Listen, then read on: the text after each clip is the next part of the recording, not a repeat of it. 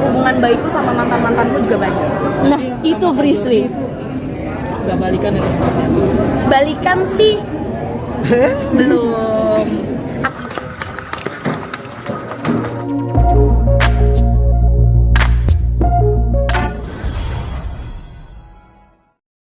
Gas, yuk gas. Enggak. Frisly selain lagi 2, 3. Kasih Kak.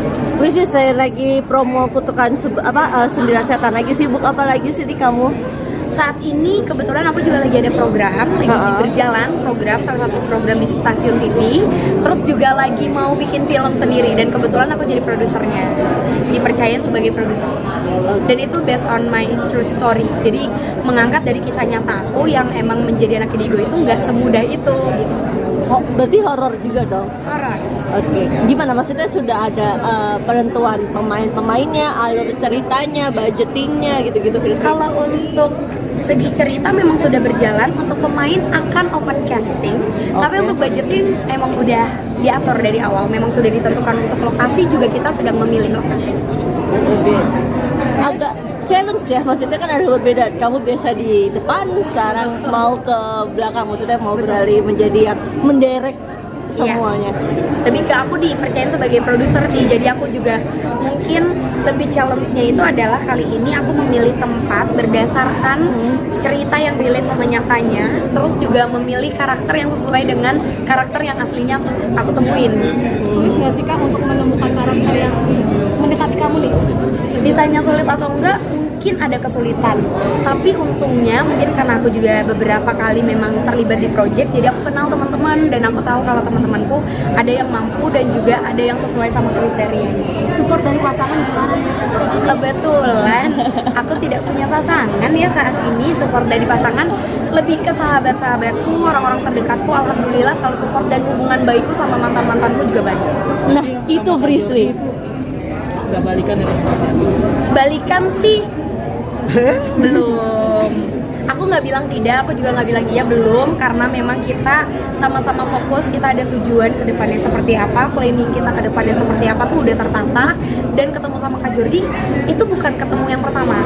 Memang hubungan aku sama Kak Jordi setelah tidak menjadi pacar pun kita masih benar-benar intens banget. Jadi emang masih hubungan baik. Aku punya pasangan juga, aku cerita sama dia dan sebagainya.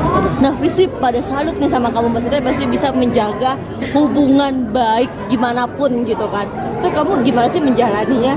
Kalau aku, prinsip aku gini, mencari musuh tuh gampang banget, tapi ngejaga hubungan baik makin kesini tuh makin susah. Jadi kalau ditanya tentang orang tuh pada berspekulasi, pasti masing-masing tuh punya spekulasi sendiri, entah itu yang negatif, entah itu yang positif.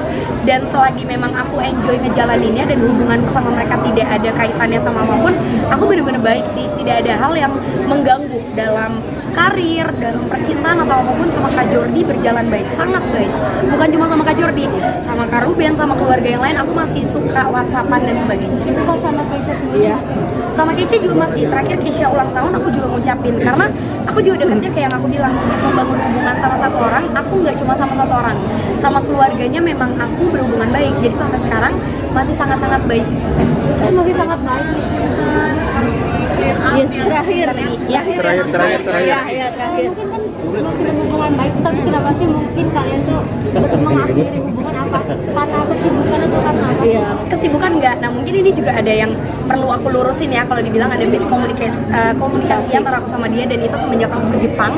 Sebenarnya enggak. Pada saat aku ke Jepang itu aku kerja, hubunganku sangat baik, komunikasinya juga berjalan dengan baik. Tapi ternyata memang untuk PDKT secara instan atau dekat tuh nggak bisa untuk Frisly. Karena selama ini aku dekat sama orang tuh butuh waktu lebih dari 5 bulan. Kali ini aku sama Ica tuh kayak kita 2-3 bulan tuh intens. Akhirnya jadi pacar. Ternyata memang ada hal yang mungkin dari aku dan Ica kita obrolin bareng-bareng. Oh ternyata tidak sejalan nih. Ya udah berarti kita selesai ya gitu. Berarti bukan tipe LDR. Kamu bukan tipe wanita LDR dong, maksudnya yang bisa Oh, enggak. LDR atau Justru aku gimana? LDR fine-fine banget. Aku malah nggak bisa kalau ketemu tiap hari. Gitu.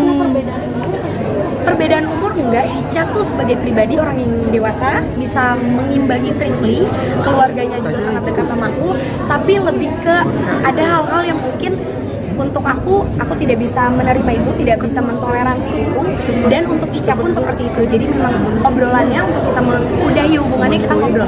Jadi bukan cuma kayak sepihak yang enggak ya nggak bisa atau kayak gimanain gitu. Tapi mungkin kamu tipe cemburuan kan? Enggak. Ini kan temennya ceweknya banget. Cemburu sama sekali enggak, mau sama siapapun, sama Kak Jordi, sama Ica, sama mantanku yang mungkin sebelumnya juga tidak, enggak gampang cemburu aku anaknya mungkin lebih ke, karena saat ini aku sudah ada planning kedepannya aku harus melakukan apa, kegiatan apa, jadi aku bener-bener strict sih ya, aku tahu apa yang harus aku lakuin dan jam-jam dimana aku harus komunikasi sama pacarku. Nanya Marsha nggak sih? Apa? Nanya Marsha maksudnya cowok yang baik buat kamu tuh seperti apa gitu.